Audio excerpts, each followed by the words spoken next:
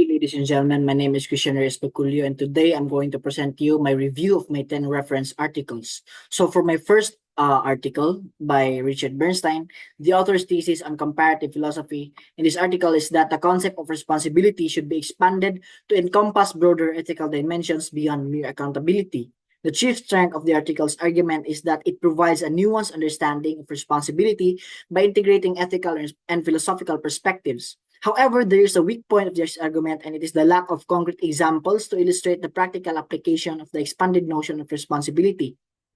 Nevertheless, this article has helped me realize that responsibility is a multifaceted concept that extends beyond traditional definitions. And this article supports my claim in my research paper that man's greedy nature for technological advancement can be overcome by cultivating and embodying virtues such as benevolence, righteousness, propriety, fidelity, and wisdom through education and habituation to benefit the whole. Now, for the second article by John A. Clark, the author's thesis is that social justice is a problematic principle or the notion in its application to schooling because it does not have a large-scale impact on reducing social inequalities. Now, the chief strength of its argument is that when the author discussed the call for social justice should only be invoked as a ground for policy and practice if the difference leads to an inequality that in fundamental ways offends against a principle deemed to be constitutive of a fair society. However, I found a small weakness in his argument, and it is the fact that I could not see from whom did he take his argument about the perfect world. It would much be better if he mentioned some authors or philosophers about it. But nevertheless, this article has helped me to realize that social justice is a problem that can be resolved only when people and institutions work together to treat people accordingly in their conduct to society. This article somehow objects my claim in my research paper that man's greedy nature for technological advancement can be overcome by cultivating and embodying his virtues such as benevolence, righteousness, propriety, fidelity, and wisdom through education and habituation to do what is good. For my third article, the author's thesis on comparative philosophy is that Ernst Mayr and Hans Jonas offer valuable perspectives on natural responsibilities that bridge philosophical ethics and biological science. Donnelly's incorporation of Mayr and Jonas's ideas draws from the natural sciences and reflects a responsibility towards nature.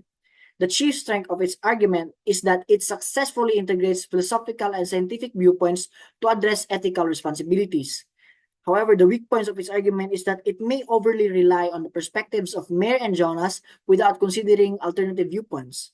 Nevertheless, this article has helped me realize the importance of incorporating scientific understanding into ethical discussions. This article supports the claim in my research that man's nature for technological advancement can be overcome by cultivating and embodying his virtues through education and habituation. Now, for my fourth article, The Problem of the Self in the Analects by Herbert Fingeret, the author's thesis on comparative philosophy is that the concept of the self in Confucian thought presented in the Analects offers a distinct perspectives on personal identity and morality, especially when it talks about the task of becoming selfless. The chief strength of the article's argument is that it provides a deep analysis of Confucian views of the self, enriching the understanding of a Confucian philosophy. However, the weakness of its argument is that it might not fully engage with how Confucian views compare to other philosophical traditions of the self, because through it the reader can have a wider understanding and the perception of the self. Nevertheless, this article has helped me to realize the complexity and uniqueness of Confucian perspectives on personal identity. This article supports the claim in my research that Confucian virtues is crucial for overcoming the greedy nature associated with technological advancement and ensuring that actions benefit the whole. For my fifth article by Ming Dong Gu, the author's thesis on comparative philosophy in this article is that Confucian ethics can be reinterpreted to address contemporary global issues of tolerance and world order. Moreover, the article provides that Western universalism does not resolve emotional, spiritual, ethical, and cultural problems in clashing civilizations.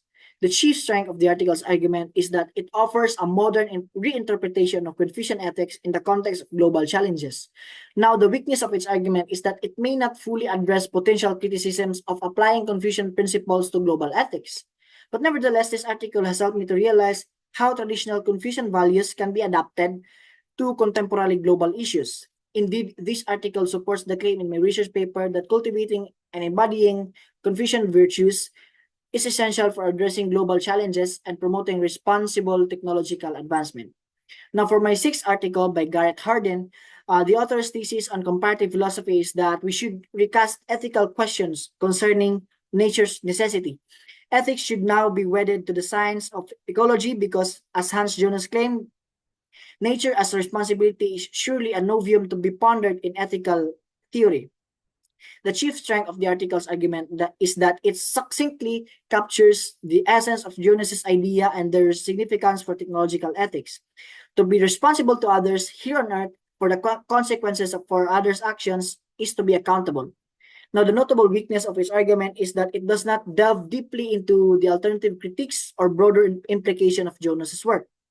Nevertheless, this article has helped me to realize the enduring relevance of Jonas's works or thoughts on technology and man's urge for technological advancement. Now, this article supports the claim in my research that cultivating one's virtue is good for us to address the greater good of the society. Now, for my seventh article by Karin L. Lai, the author's thesis on comparative philosophy in this article is that Confucian moral thinking provides a coherent framework for understanding virtue, propriety, and moral development, and that moral norms cannot be construed as universal, impartial, and objective principles. The chief strength of the article's argument is that it offers a detailed exploration of Confucian ethical concepts and that their application, including how the author enumerated all the perceived advantages and disadvantages of the Confucian system, really stands out. The weakness of its argument is that it may not sufficiently address how Confucian moral thinking compares with other moral systems. Nevertheless, this article has helped me to realize the depth and applicability of Confucian ethics in understanding moral behavior, particularly in addressing the unexercised virtue of man due to the strong urge of greed. Now, this article supports the claim in my research paper that embodying virtues such as Confucian virtues through education and can be helpful to counteract the greedy tendencies in technological advancement to promote the common good. Now, for my eighth article by Chen Yang Li, the author's thesis on comparative philosophy in this article is that Confucian ideal of harmony plays a crucial role in shaping interpersonal and social relations. The chief strength of the article's argument is that it provides a thorough examination of how the concept of harmony is central to Confucian philosophy. However, the weakness of its argument is that it may not fully consider how Confucian harmony contrasts with other philosophical ideas of social order. But despite that, this article has helped me to realize the central importance of harmony in Confucian thought and its practical implications. This article supports the claim in my research that achieving harmony through virtues such as benevolence and propriety can help manage the challenges of technological advancement and ensure the benefits of society as a whole. Now, for my ninth article by Quincy James Wang, the author's thesis on comparative philosophy in this article is that Confucian concept of the interpersonal care aligns with but also expands upon the ethical principles of the golden rule found in Western philosophies.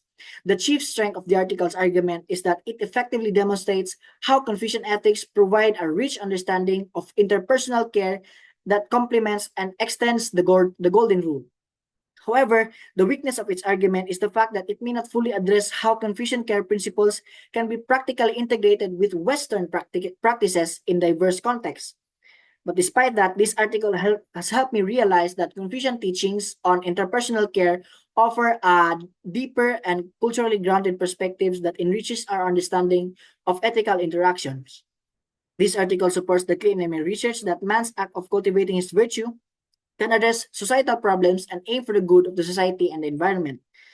For my last article by Ji Yuan Yu, the author's thesis on comparative philosophy is that Confucian and Aristotelian concepts of virtue offer both convergent and divergent insights into moral character and ethical behavior. The author also stated that Ren as log is not identical with human goodness and it needs to be constrained by li or propriety. The chief strength of the article's argument is that it provides comparative analysis of virtue ethics from Eastern and Western perspectives. However, the weakness of its argument is that it may not fully explore the implications of these comparisons for contemporary ethical issues.